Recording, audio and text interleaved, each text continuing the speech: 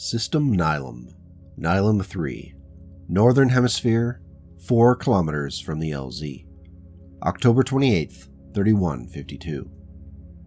It was easy for Go-Cho Chiro Kato to shut out the rest of the world while he was in his battle armor. It was something that came easy when wearing 1,000 kilograms of machine and armor. If the user preferred, the audio sensors could filter out almost all the outside noise.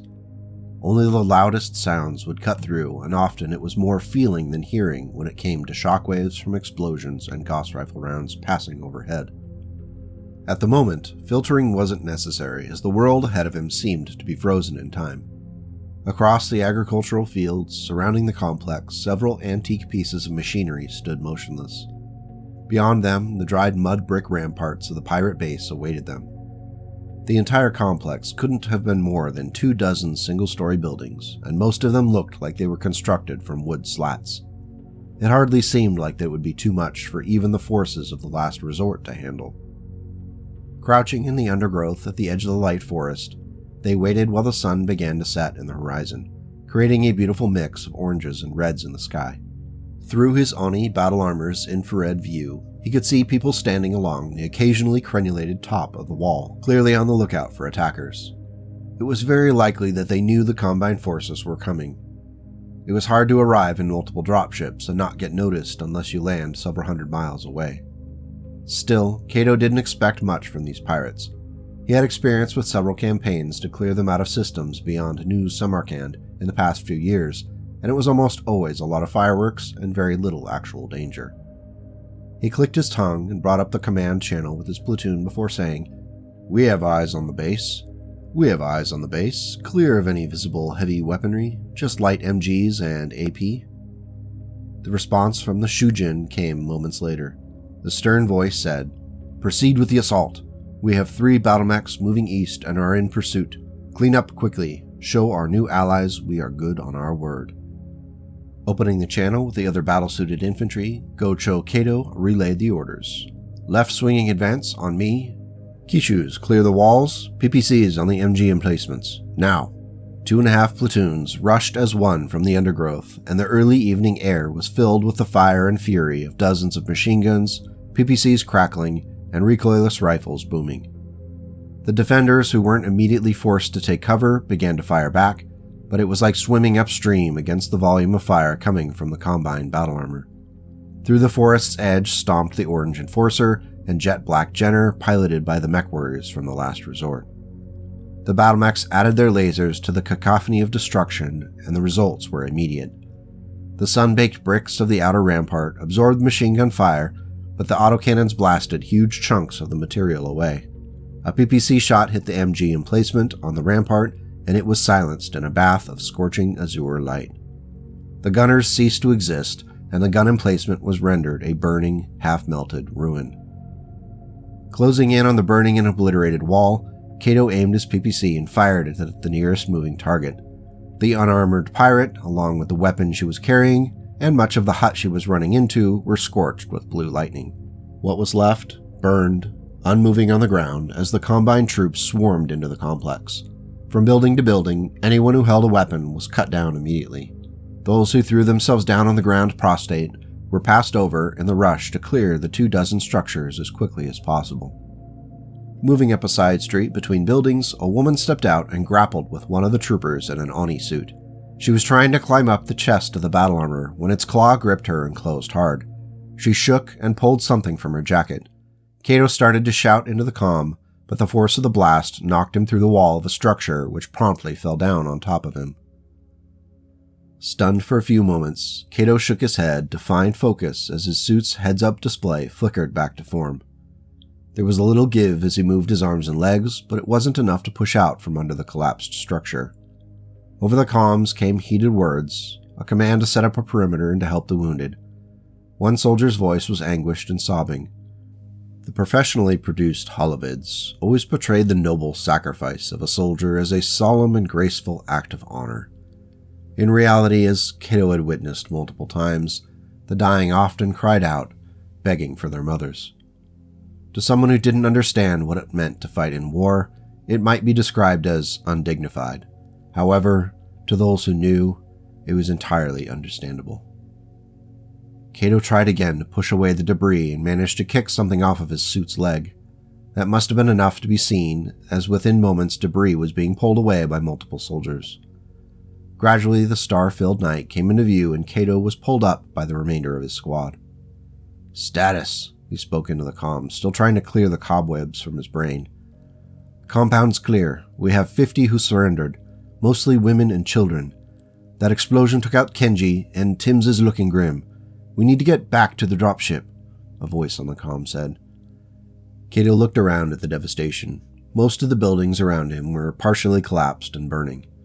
A 5-meter-wide crater marked where Kenji had been standing when the bomber ran to him. Bits of armor, electronics, spent ammo casings, and remains of people were everywhere. After a few moments to take it all in, Cato contacted the Shujin and told him that they were on their way back to the LZ.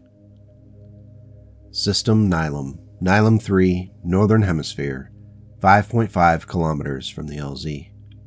October 28th, 3152.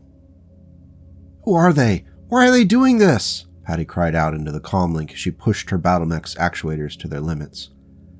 Every step put strain on the ancient mongoose's frame.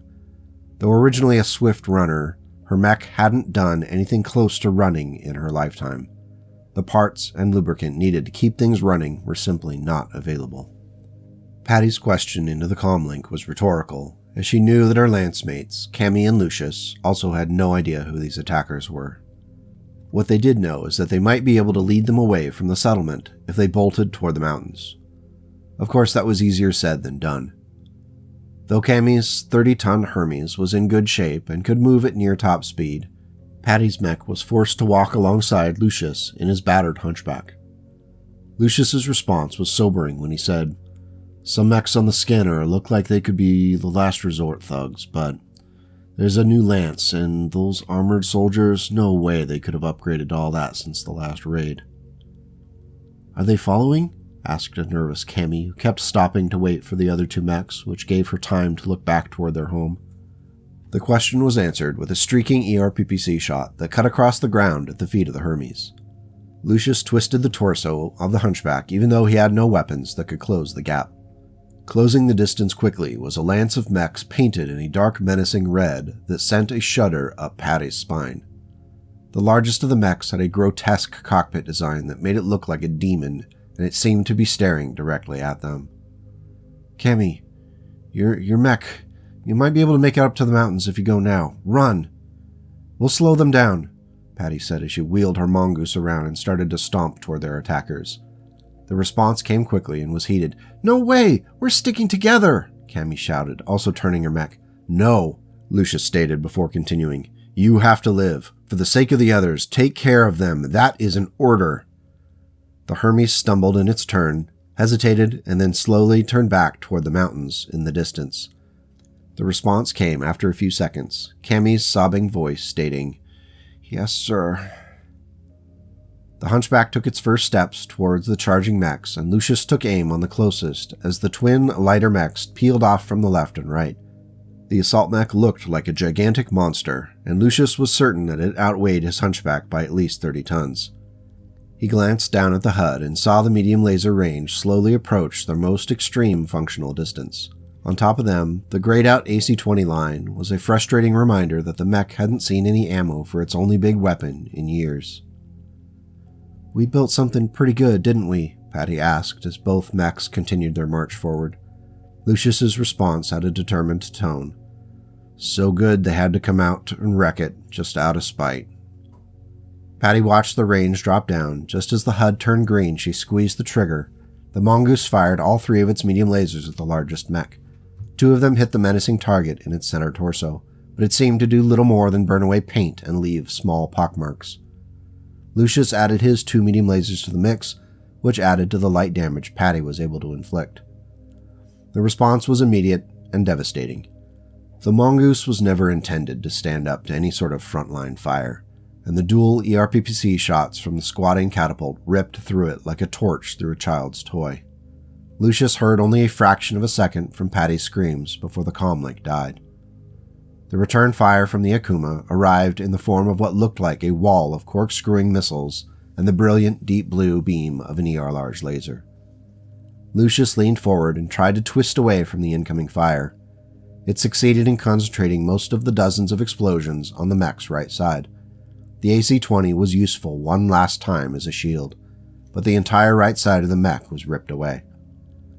The hunchback stumbled, and Lucius tried to face his target for another medium laser shot, but so many systems were down that nothing was responding. He slammed his fists against the console in impotent rage as the hunchback slumped forward. Unable to do anything more, Lucius closed his eyes, took a deep breath, and let the anguish wash over him. System Nylum, Nylum 3, Northern Hemisphere, LZ, Dropship Alelia, October 28th, 3152. The rising plumes of dark smoke on the horizon were a pretty good indication that contact had been made with the pirate base. It was tempting to watch and speculate on what might be happening in the distance, but Olivia's primary concern was still Higgins and that menacing 75-ton mortise. It hadn't moved in hours, and Higgins had made no effort to communicate with them. The mech just faced them with a silent stare, the blood-red edged hatchet remaining in its hand as if ready to use at any moment. After several hours of near silence, the Combine Battle Armor Squad began to move from their positions around the dropships, shifting out a bit to create a larger perimeter around the Leopard MC and Condor. "Something's brewing," Olivia said. "There, at your 11, the mechs," Tenica said, lifting her king crab's left arm to point out of instinct. Sure enough, the 6 battle mechs of the Combine and Last Resort were making their way back to the dropship. A few minutes later, the battle armor started filtering down as well. Tenica noted the light damage on some of them, but overall they looked like the fight wasn't too costly. She was about to say as much over the NEC comlink when the pair of battlesuits came into view carrying the upper half of one of their comrades, still inside the battle armor. Still, it seemed that the casualties were light, and there was a relief to everyone at the LZ. The general communications line opened, and Captain Seno's voice was confident and clear when he said, "The pirates have been liquidated, and will no longer pose a threat to others. Prepare for liftoff and the return to the jump point at the earliest possible time." "Well, that's a relief," Tenica spoke into the NEC comlink. "Let's get everyone on board the Eulalia and get out of here," Cal said from his perch on the bridge of the dropship. "Wait," Vasil's voice was unexpected. A second later he continued, "Over there, did they take bondsmen?" From over a small hill marched a line of prisoners being led and followed by Combine Onis and Kishis. Zooming in, Tenica could just barely start to make out the details on the prisoners. Almost all of them were women and children.